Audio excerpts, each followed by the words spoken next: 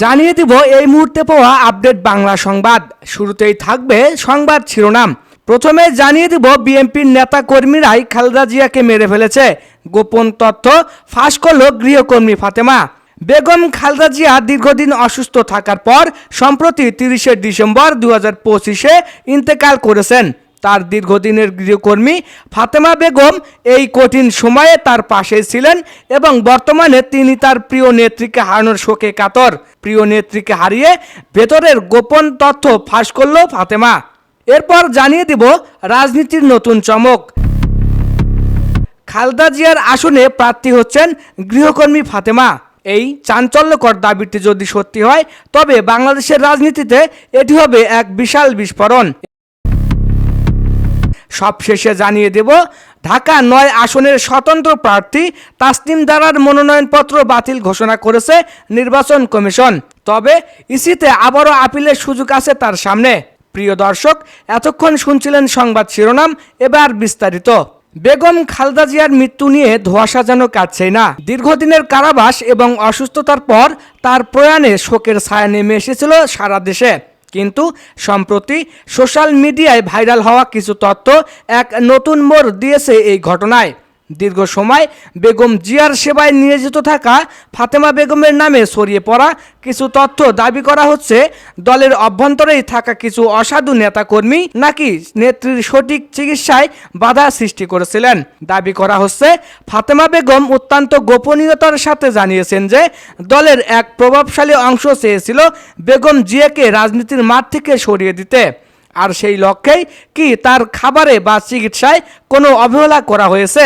যদিও এই তথ্যের কোনো দালিলিক প্রমাণ এখনও জনসম্মুখে আসেনি, তবুও অনলাইন মাধ্যমে এটি এখন top of the town. Fatema Begum কি সত্যিই মুখ খুলেছেন নাকি এটি বড় কোনো ষড়যন্ত্রের অংশ?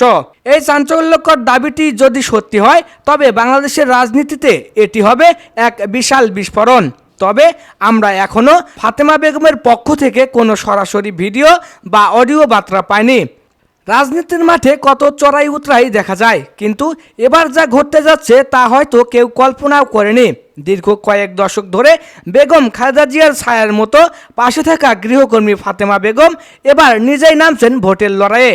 গুঞ্জন শোনা যাচ্ছে খালেদা জিয়ার শূন্য হওয়া একটি গুরুত্বপূর্ণ আসনেই ধানের শীষ প্রতীক নিয়ে লড়বেন তিনি। ফাতেমা বেগম, যিনি কেবল একজন গৃহকর্মী নন, বরং বেগম জিয়ার বিশ্বস্ততার এক অনন্য নাম। 111 থেকে শুরু করে কারাবন্দী জীবন, এমনকি গুলশানের ফিরোজায় নিভৃত বাস, প্রতিটি দুঃসময়ে ফাতেমা ছিলেন অবিচল সবসময়। সম্প্রতি বিএনপির নীতি নির্ধারণী মহলে আলোচনা শুরু হয়েছে খালেদা জিয়ার প্রতি ফাতেমায় এই ত্যাগ ও আনুগত্যকে সম্মান জানাতে তাকে সংসদের দৌড়ে সামিল করা হবে। দলীয় সূত্রের খবর, যে আসনটি খালেদা জিয়ার অত্যন্ত আবেগের, সেই আসনেই ফাতেমাকে প্রার্থী করে এক চমকপ্রদ বার্তা দিতে চায় বিএনপি। রাজনৈতিক বিশ্লেষকরা বলছেন ফাতেমা বেগমকে যদি প্রার্থী করা হয় তাহলে তা সাধারণ ভোটারদের জন্য এক বিশেষ আবেগ তৈরি করবে। এটি একদিকে যেমন আনুগত্যের পুরস্কার, অন্যদিকে তৃণমূলের মানুষের কাছে দলের ভাবমূর্তি উজ্জ্বল করার একটি কৌশলও হতে পারে। তবে প্রশ্ন থেকে যায়, রাজনীতির মারপ্যাচে ফাতেমা কতটুকু সফল হবেন, নাকি এই মনোনয়ন কেবলই একটি প্রতীকী প্রতিবাদ? এখনো চূড়ান্ত ঘোষণা না এলেও ফাতেমার প্রার্থিতা নিয়ে চায়ের কাপে ঝড় বইছে রাজনৈতিক মহলে।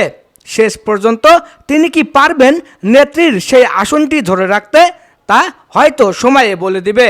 এদিকে ঢাকা 9 আসনের স্বতন্ত্র প্রার্থী তাসনিম জারার মনোনয়নপত্র বাতিল ঘোষণা করেছে নির্বাচন কমিশন ইসি। তবে ইসিতে আপিলের ঘোষণা দিয়েছেন তিনি। আজ শনিবার মনোনয়নপত্র যাচাই বাছাই শেষে ইসি এ ঘোষণা দেন। পরে সাংবাদিকদের তাসনিম জারা বলেন, ঢাকা 9 আসনে স্বতন্ত্র প্রার্থী হিসাবে মনোনয়নপত্র জমা দিয়েছিলাম, কিন্তু ইসিতে সেটা গৃহীত হয়নি। ইতিমধ্যেই আপিলের প্রতিক্রিয়া শুরু করেছি। যেসব কারণে ইসি মনোনয়নপত্র বাতিল করেছে জানিয়ে তিনি বলেন, স্বতন্ত্র প্রার্থীর জন্য বিধি অনুযায়ী 1% ভোটারের স্বাক্ষর নিতে হয়। সেই 1% ভোটারের সংখ্যা যা হয় তার চেয়ে আমরা বেশি স্বাক্ষর সাবমিট করেছিলাম। সেখান থেকে দৈব চয়নের মাধ্যমে 10 জনের ভেরিফিকেশন করতে গিয়ে 8 জনের সঠিক তথ্য পেয়েছেন। আর বাকি 2 জন অন্য এলাকার ভোটার বলে জানতে পেরেছেন তারা। তিনি আরও বলেন, এদের মধ্যে একজনের জানার কোনো উপায় ছিল না যে তিনি ঢাকা 9 আসনের ভোটার না। আরেকজন, যার ব্যতিক্রম এসেছে, তার কাছে এসআইডির যে কার্ড কপি আছে সেখানকার ঠিকানা অনুযায়ী তিনি জানতেন না ঢাকা 9 আসনের ভোটার। তবে নির্বাচন কমিশনের কাছে তথ্য আছে যে তিনি এই আসনের ভোটার না। এর আগে গত 29শে ডিসেম্বর তাসনিম দারা ঢাকা 9 আসনের স্বতন্ত্র প্রার্থী হিসেবে মনোনয়নপত্র জমা দেন। পরে ফেসবুক পোস্টে তিনি বলেন, আমরা পেরেছি, উই হ্যাভ মেড ইট। প্রসঙ্গত, শনিবার 27শে ডিসেম্বর সামাজিক মাধ্যম ফেসবুকে স্বতন্ত্রভাবে নির্বাচনে অংশ নেওয়ার কথা জানিয়ে ফেসবুক পোস্টে তাসনিম দারা লিখেছিলেন, প্রিয় খিলগাঁও, সবুজবাগ ও মুগদাবাসী, আমি আপনাদের ঘরের মেয়ে। খিলগাঁওয়ে আমার জন্ম এবং বেড়ে ওঠা। আমার স্বপ্ন ছিল একটি রাজনৈতিক দলের প্ল্যাটফর্ম থেকে সংসদে গিয়ে আমার এলাকার মানুষের ও দেশের সেবা করা। তবে বাস্তবিক প্রেক্ষাপটের কারণে আমি কোনো নির্দিষ্ট দল বা জোটের প্রার্থী হিসেবে নির্বাচনে অংশগ্রহণ না করার সিদ্ধান্ত নিয়েছি। জাতীয় নাগরিক পার্টি এনসিপি জ্যেষ্ঠ যুগ্ম সদস্য সচিব পদ থেকে পদত্যাগ করে তিনি মূলত স্বতন্ত্র প্রার্থী হওয়ার ঘোষণা দেন।